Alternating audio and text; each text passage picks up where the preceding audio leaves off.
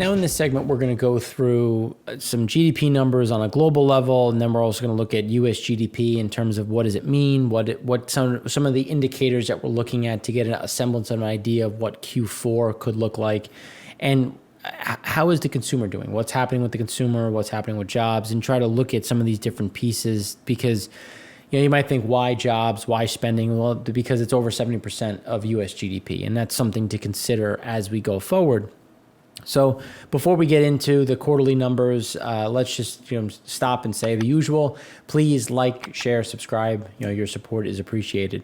So here, when we look at the Focus Economics is the company that puts a lot of these together, and they do a great job of assembling. And when we look at Q3, now that some of the Q3 numbers are coming from estimates to actuals, the big component is going to be, okay, the U.S. So the U.S. is seeing a continuation in terms of slowdowns as we go through 2020. The question is going to be, what does 2021 look like? And you can see here that we're finally starting to see some semblance of normalcy where people are starting to walk back their assumptions as we go into next year, because there is that pressure, there is that continued issue and I don't really understand why it's not appreciated in terms of, we don't just turn on. Like, this isn't something where you get a vaccine, $10,000 cash and a job. Like that's not how this is going to work. And a lot of these jobs are going to be slow to come back. There's going to be a lot of capital slow to come back.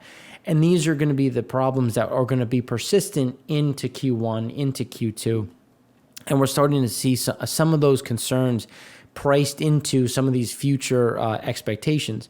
So the ones that we think are going to be interesting to watch is going to be British exit, obviously with UK, Europe, and just given kind of where the where the euro sits and how that's really impacting Europe. When we look at, okay, currently the euro is trading at $1.19 versus the USD, like. Europe is already in a bigger recession than most, and now they're having their exports impacted based on an elevated currency.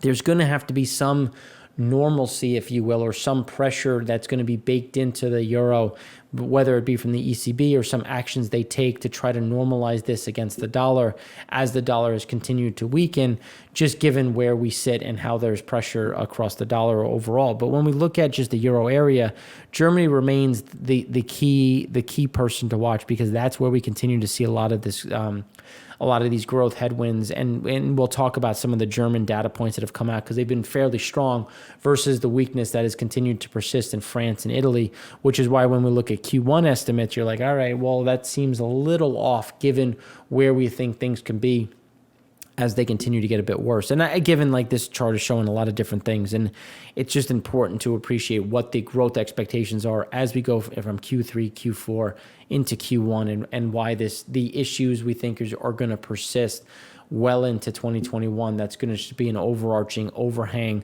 for growth. And now when we dig into to Q3 numbers, because they are now official coming from the U.S., we have our annual rate with a 33.1% growth in Q3, perfectly with expectations. It's the largest increase of all time, given, and then we'll go through what this means going forward. Year over year, when we think about the gross aspect of it, you have to think about, okay, well, where's, Q2 was down, Q1 was down 5%, Q2 down 31.4%. So we're still net down. It's just a matter of where did we see some benefits. And some of the interesting ones is consumer spending, specifically across some of those durable goods. Services remains the problem. And this isn't just a U.S. thing, as we show with the PMI data from Europe. This is also something that's continuing to be a problem throughout Europe as well. And fixed investments continue to see that decline on a year-over-year level, specifically with structures and equipment. Obviously, these are things that continue to be those headwinds on a CapEx level, with those spending that continues to be a problem. Exports, imports, nothing surprising there. The bigger component is really that government spending, as we've seen some of the government spending roll back, as we've seen some of that decline from Q2 into Q3, and then as we went from Q3 into Q4, some of that slowdown will be persistent as we obviously the Markets are at all-time highs. We have now Dow just fell just below 30,000.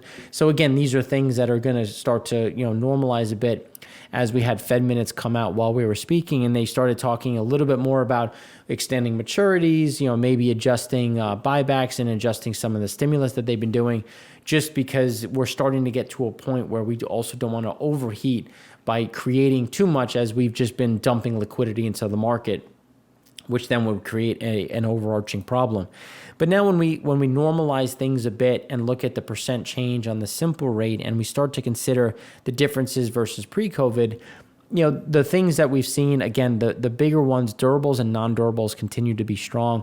And if you look at home purchases, if you look at just homes in general and what's been being spent on, it's not surprising to see some of that support really coming from that component, as the GDP numbers are obviously down 3.5% over the time period. The issues remain exports, imports, as we look at, okay, what is the global entity going to look like? How many imports are we taking in, as the U.S. is the largest importing country? And these are the issues in terms of global trade. If the U.S. isn't buying it, then who is? And when we look abroad, you can see others aren't buying. So there's this mismatch in terms of where the import's going, where's that flow going, and this is why we think as looking out, what does trade look like, and how is that going to be a headwind? The fixed investments is a big one, and when we start going into the PMI data, you can see some of that starting to get better. And that's going to be a bigger driver, because while we think consumer spending slows, we think fixed investment will start to pick up, and that will start to offset a little bit of that pain, which will be a positive as we go into Q4, or at least a little bit of a positive as things start to offset, while trade and government spending continues to walk back. And when we talk about walking back, we have to think about, okay, government spending, what happens with everything that's supposed to expire the day after Christmas? When we look at the pandemic protection for unemployment, when we look at the eviction moratorium, these are things that we're going to talk about in the next segment, but that are going to have a real impact on just where GDP is, because again, we had a lot of stimulus up front. It helped bridge some of this gap. It really carried us through Q3, but now that stimulus is going away. And what are things going to look like without that type of support, without this huge prop to the consumer? And we've already started to see it with some slowdowns in retail sales. Now, when we look at the PMI data, and just to pull it up, because we had a lot of data points, and I just want to make sure that when we look at this on an apples to apples level, I'm not missing anything. So when we look at the overarching theme of data, so here, when we look at the PMI numbers, the biggest side of the equation was the upturn was reflected in terms of strength and demand when we look at where strength and demand has gone. Then when we look at new business activity for both manufacturing and services rose in November, and it was at the strongest rate since March 2015. So this is something to consider when we're looking at, okay, well, how strong was it? Well, so I just wanted to pull up the PMI backdrop. So the chart, it makes it a little bit harder to see, but I just wanted to say, so manufacturing PMI was 56.7 versus an estimate of 53. The U.S. service PMI was 57.7 versus an estimate of 55, which gives us the composite of 57.9. So clearly this is a positive number. We're now well above, like we said before, 52, 48, you're kind of a little bit of growth, a little bit of contraction, not much. This is real growth. I mean, when we're talking about these levels, this is a real number that has to be looked at, because the November PMI surveys provide the first post-election snapshot. So that's another key component. How are people looking at this post-election? Because this was the data was collected from November 12th to November 20th. You have a fairly clear winner. I mean, obviously Trump is still doing his legal right to look at elections, what are votes, and we continue to see them getting thrown out and or adjourned in favor of Biden. So this is clearing up the natural path. Now Biden is going to get the presidential daily update. We're starting to see some conversions. Some transition. So this is giving some confidence that we're going to have a normal transition. Now, when we look at all this, what is also happening? We're also seeing a demand in hiring, which is great, but we're seeing a pushed increase in prices and wages going higher. The problem is prices are going up not as fast as wages, and there's still less jobs around. So what does that mean? It means that the average selling price for goods and services rose at the fastest rate yet recorded by the survey, with shortages of supplies also more widespread than at the previous report. So now that when we look at this and say, okay, well, what's happening on the durable goods side? Well, U.S. durable goods, shipments are still recovering. We have durable goods that were up 1.3%, and core capital goods up 0.7% in October. Shipments up 1.3%, core shipments up 2.3%, stronger than expected. These are all good numbers that continue to move through, but investments are still restrained overall. But again, all moving in the right direction if you think back to the U.S. GDP backdrop and how that has shifted in the positive. The issues are going to remain overall in terms of what is the consumer going to do and how are these pitfalls going to pick up. So when we look at the rising imbalance between container imports and exports, this is where we're seeing a lot of these issues at the port. So when we talk about shortages, it's also because there's not enough backhaul. So the backhaul is ports, containers going back on to go back to the, let's call it China. So if we go from Oakland to China, you need a certain amount of containers that are going to be empty or at least refilled to go back to China so that China can then unload it, reload it, and then bring it back. There's a huge delay in the U.S. in terms of because of sickness, because of issues in COVID, in terms of government lockdowns, employees just not coming to work because they're calling in sick. All of these impacts are being felt throughout the system, and the imports, exports are showing that. The commentary in the PMIs are showing that. Some of the manufacturing and the inventories, like we saw wholesale inventories up 0.9%, retail inventories up 0.8%, which was well above estimates. So there's still some disconnect in terms of where they're seeing some of these issues. But when we look at cargo ships in Southern California, you can clearly see there is a lot of ships that are sitting there struggling to offload, struggling to unload, because when we did the research on it, they are now above or at the what the fire marshal will allow in terms of stacking 4 or 5 high in terms of the actual pieces. And it's just a matter of getting them onto a truck, getting them onto a train and into the market. And this is where we're seeing these problems just continuing to arise. Again, issues in terms of just global trade in general. But when we shift now, now that we've talked a little bit more about trade, when we shift to the consumer is spending on goods, but it's very specific. Because when we look at this, the more discretionary, like transports, recreation, food, personal clothing, that is down almost 27% after that hard recovery, but things have flattened out. While the less discretionary, housing, health, financials, communications, these types of things are now less discretionary, are flat. They're at zero on a year-over-year, month-over-month level. The problem is the disconnect there, because we don't see this disconnect adjusting. Because even though things may look better, people still might not have jobs. There's an uncertainty in terms of, when will you get hired back? When will your money come in? When will you still have the unemployment benefits? That's going to keep people focused less on less discretionary things like healthcare, housing, things that you need to survive. You may not need your food and accommodations. You might not need to go to that hotel because you don't want to, go away. You'll save that capital. And that's where we're seeing that disconnect. And it's very unlikely to see that close. And the reason why. When we look at total initial claims for unemployment, we had a surprise to the upside. The upside movement was, we were expecting the numbers. There's so much to go through. So the initial jobless claims, the survey was 730,000. It came in at 778,000. And continuing claims were expected at 6 million. They came at 6,071,000. So again, a surprise to the upside. And this is where we start to see pandemic UA initial claims, and we were starting to track down. Now we're starting to see that growth. We're up 5% last week, up 7% this week. This is going to move in the wrong direction as we see people going from furloughed and temporary back to the unemployment line.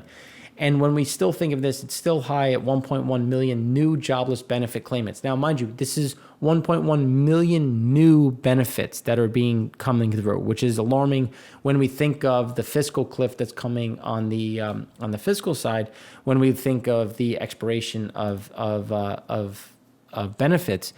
And this is where they would expire. So we had a huge increase in the pandemic unemployment assistance and pandemic emergency unemployment. And just look at the numbers. I mean, we're talking about 13.6 million people that will have no benefits once this expires after Christmas. And that is a problem, as we saw a huge change of 466,000 for the unemployment assistance, 132,000 for pandemic emergency. This big increase is just, in our opinion, is going to continue to get worse, is going to continue to weigh on overall activity. And something that we've said is this is now a leading indicator. So at first, typically you have lagging, jobs are a lagging indicator because typically you have an event and then people get fired. You have an event and then people start to get hired back. The sheer size of and amount of people unemployed means that wages will come down. And companies are going to continue to cut costs. And how are they going to cut costs? Well, what happens if employees move to a cheaper city because now they're going to go remote? Well, 61% of employers have said that they will not change base salary. 26% said they will change based on location. 9% said will change pay based on location for non-critical workers. So this is something where 61%, you're fine. 26%, and I think this number will grow as more people opt to work from home. And that's when you're going to start to see this shift more to the right, and you're going to see more and more people saying, well, you're not going to be here as much. We need to adjust payments because revenue just isn't what was expected, and this is going to weigh on that overall component, which, again, if you're losing money when you're leaving, yes, your cost of living might be adjusting, but what is happening with incomes? So American incomes fell more than forecasted in October while spending moderated. So given you had an estimate of negative 1, you came in at negative 0.7. You had an estimate of 0.4. It came in at 0.5. These are things when we start to look at the personal spending is slowing. The personal income is getting worse. And when we see the income is going to continue to fall as these benefits start to expire. And now when we look at final payments, again, this is where final state unemployment benefits, then this is just because of the length of time that people are on them. They are fully expiring. They are fully expired in September. We're now up to 3 million. It's going to continue to get worse just based on the continuing claims, the initial jobless claims, and they're just shifting more and more. So there will need to be some sort of support, and it's going to be interesting to see what they can kind of put together. And again, when we think of wage growth is going to subside in 2021 because there's a lot of people out there. If you've been out of work for 26 weeks, you are making $300,000, you are making $150,000, you've been unemployed for this long, your benefits are going away, you're going to get more anxious. You're going to try to get a job, and you're going to be willing to take less. If you take less, that just means that all of this is going to come down, your ability to spend, your discretionary income. This is not a lagging indicator. This is going to be indicative of what does the consumer do going forward. And that's why we continue to be concerned as we look out. And small business employment is falling rapidly. And this is something when we look at home base, the change from January, the drop-off has been aggressive. And it's concerning and it's sad because these are real people, and we're looking at this as we head into the holiday season. You're getting people getting laid off, you're getting permanent layoffs, and the ability to have a normal holiday is starting to, or normal is relative speaking, is just getting impacted. And this is something where as this drops off, this isn't a seasonal drop off. We already had the seasonal drop off. These are people that are saying, look, I've tried as long as I could. I've exhausted my PPP money. I've exhausted all these opportunities. I'm going to have to let you go. And that's the unfortunate side that is still only starting to show up in the figures. And it's really across the board. There's small business hours worked versus 2020. And they're all now below zero. You can see that they're not just flattening, they're rolling over. And this is where, then again, looking at different backdrops, this is starting to roll over, and the rollover is just accelerating. And this is looking at it on an average basis, because we've seen it on a more real-time basis. And even though we have all of this negative data, all this negative news, well, it's a beta grab in the market. And the GS strong balance sheet index is underperforming, and the GS weak balance sheet index is off the charts. As the dash to trash accelerates, this is why we don't have as much confidence in the most recent move in the market. Again, picking a top is near impossible, especially with this amount of liquidity stimulus just sloshing around in the system. And this is why when we look at trying to position and trying to find opportunities, sizing has to change. You have to be cautious, because there's a lot of little headwinds that we see persisting well into 2021 across the consumer and across the inherent trade indicators that we continue to follow. That means that we think that there's going to be an issue to growth, and growth is going to underwhelm as we head into 2021.